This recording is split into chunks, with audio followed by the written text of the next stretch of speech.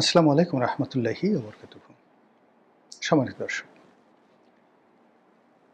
আমেরিকার সঙ্গে বাংলাদেশের যে গোলামি চুক্তি, এই চুক্তি এতটা জঘন্য, এই চুক্তি এতটা পাপিষ্ঠতার ফল। মানে একটা মানুষ যখন খুব এক্সট্রিম লেভেলে পাপ করেন এবং যখন সেই পাপের পরিণতিতে প্রকৃতি থেকে বা আল্লাহ রব্বুল আলামিনের পক্ষ থেকে তাকে জমিনে সমস্ত মানুষের অভিশাপের উপলক্ষ্য বানানো হয়। ঠিক সেই সময় একটা মানুষ যে পাপগুলো করে, ঠিক ঐরকম একটা পাপ হয়েছে এই আমেরিকার সঙ্গে বাংলাদেশের এই চুক্তিটি। এই চুক্তি যারা করেছেন, এই চুক্তি যারা প্রমোট করেছেন, এই চুক্তির সঙ্গে যারা সম্পৃক্ত, তারা এই বাংলাদেশ যতদিন থাকবে ততদিন পর্যন্ত সাধারণ মানুষ, আমজনতার ঘৃণা, অভিশাপ, এমনকি সামাজিকভাবে সুযোগ পেলে বা কোনো মানুষ যদি তাদেরকে বাগে পায় তাহলে তাদেরকে অপমান এবং অপদস্থ না করে ছাড়বে না।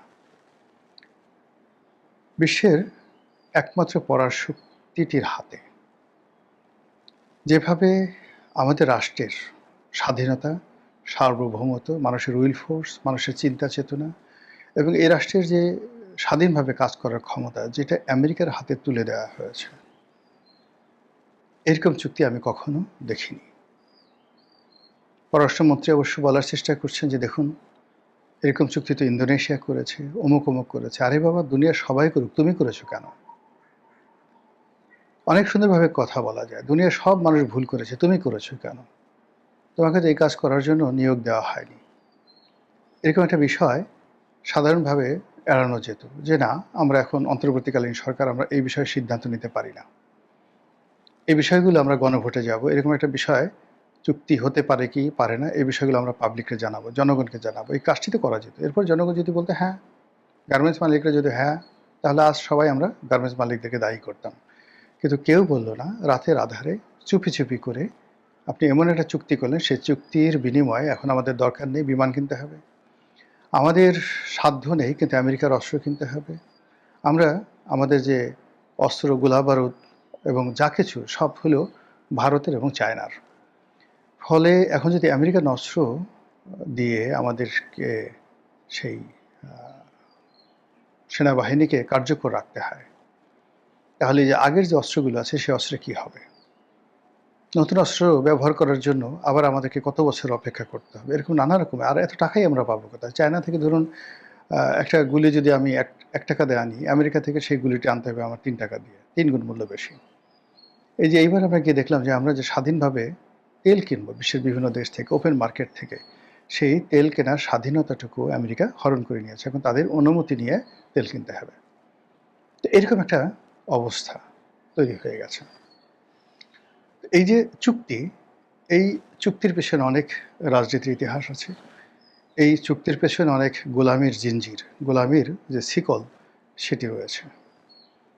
কিছু মানুষকে ক্ষমতা থেকে তাড়ানোর জন্য আমরা এই চুক্তিকে গলার মালা হিসাবে গ্রহণ করেছি।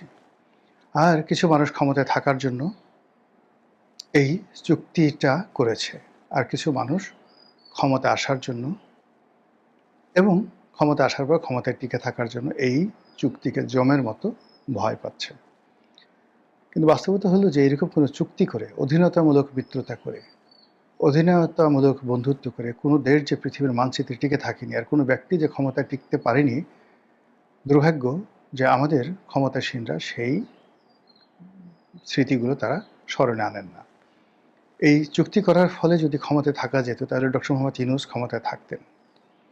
যদি ভারত কাউকে ক্ষমতা রাখতে পারত তাহলে শেখ হাসিনাকে কিয়ামত পর্যন্ত এই বাংলাদেশে কেউ মানে ক্ষমতাচ্যুত করতে পারত না। কাজেই ক্ষমতায় থাকতে হলে, ক্ষমতা আসতে হলে খালি যে কূটনীতি বা খালি যে দম্ভ, খালি যে জনগণের সমর্থন বা অন্য কোনো কিছু দরকার, নো, অনেকগুলো জিনিস একত্রে দরকার। তো সেই জিনিসগুলো আমরা স্বীকার না করে আমরা একটা চুক্তি করে ফেলেছি আমেরিকার সঙ্গে। আমাদের দেশের বাঙালি নামধারী, বিদেশি পাসপোর্টধারী, আমেরিকার বেনিয়া, কাউকে আপনি এ যুগের ক্লাইভ বলতে পারেন, কাউকে এ যুগের মীর জাফর বলতে পারেন, রায়-দুর্লভ, ইয়ার লতিফ, জগৎ শেঠ বলতে পারেন, মীর জাফর বলতে পারেন, মিরন বলতে পারেন, আরও অনেক কিছু বলতে পারেন। কিন্তু ব্যাপার হলো পলাশির যুদ্ধের মাধ্যমে তারা যে ক্ষয়ক্ষতি করেছিল বাংলাদেশের ট্রেজারের, তার সাথে বর্তমানে এই আমেরিকার সাথে যে চুক্তি হলো, এটা কোনো অংশে কম নয়। বরং পুরো আমাদের যে গণতন্ত্র, দেশের সার্বিক মানদণ্ড, দেশের মানুষের স্বাধীনতার আকাঙ্ক্ষা এবং বেঁচে থাকার যে লড়াই সংগ্রাম, সব কিছু আমরা এখন আমেরিকার হাতে ছেড়ে দিয়েছি। সবাই একেবারে ঘোর আমেরিকার কিছু দালাল ছিল বিভিন্ন সময়টিতে। সেই আমেরিকার দালালরাও বলছে যে এই চুক্তিটা ভালো হয়নি, এটি বাতিল করা দরকার। অন্য সাধারণ মানুষ যারা আছে তারা তো এই এত ডিটেলস বোঝেন না, আমজনতা। তারা বুঝেন চালের দাম কত হলো, ডালের দাম কত হলো।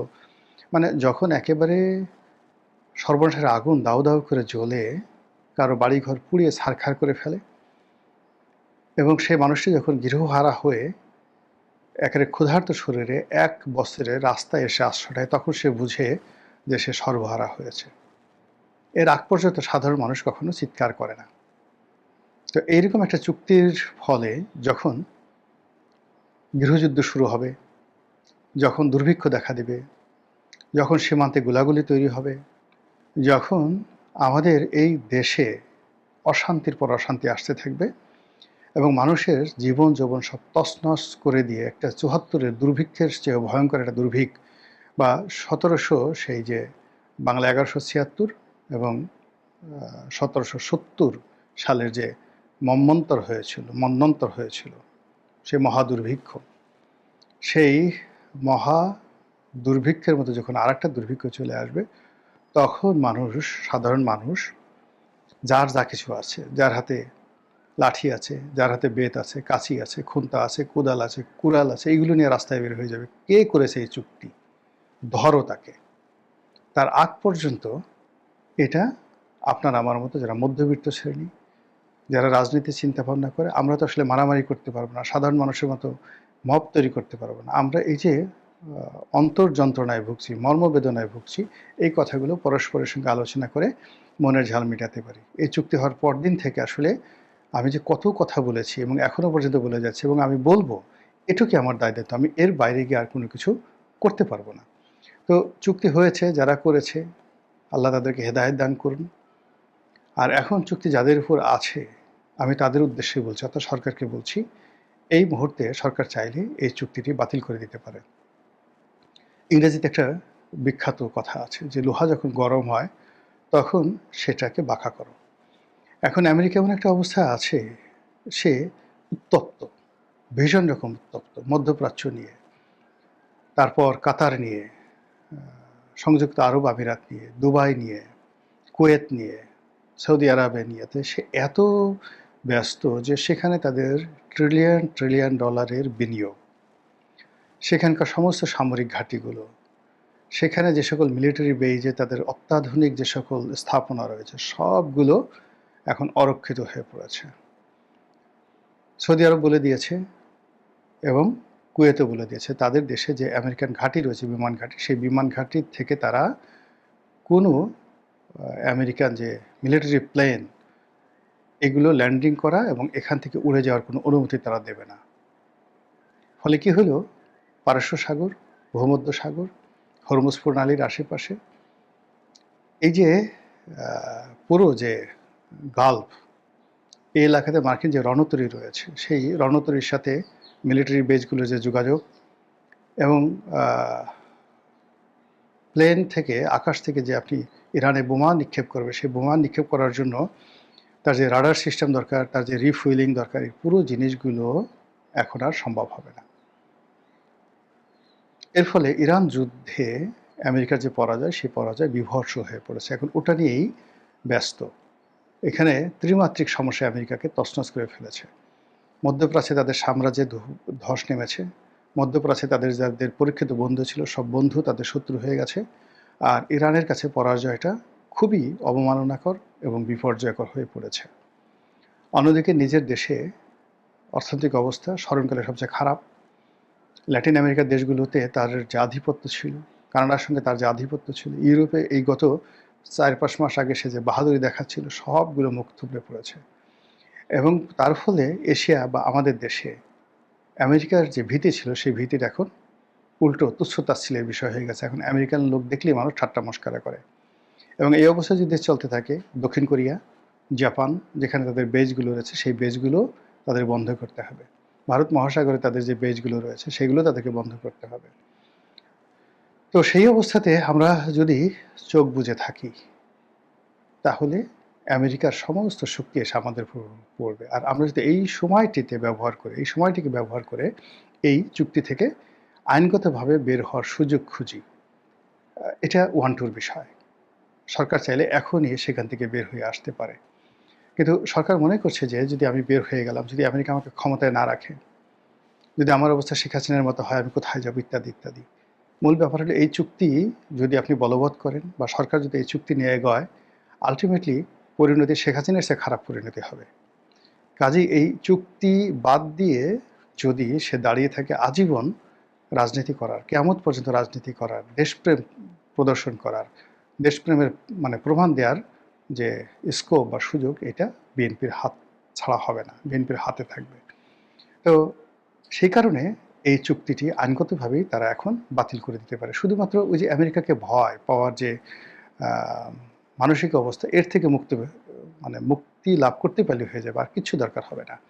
আর আমেরিকা এখন বাংলাদেশকে নিয়ে কোনো অবস্থায় মাথা ঘামাচ্ছে না। আর অ্যাজ পার দেয়ার ফেডারেল রুল এবং মার্কিন যুক্তরাষ্ট্রের যে সুপ্রিম কোর্টের রায়, সেই রায় অনুযায়ী ট্রাম্পের যে শুল্ক নীতি, সেই শুল্ক নীতি এখন আর কার্যকর নয়। ফলে সেই শুল্ক নীতিকে ভিত্তি করে বা সেইটাকে প্রিয়াম্বেল ধরে, সেটাকে মুখবন্ধন ধরে যে চুক্তি করা হয়েছে, সেই চুক্তি আইনের দৃষ্টিতে এমনি ভয়েড হয়ে যায়।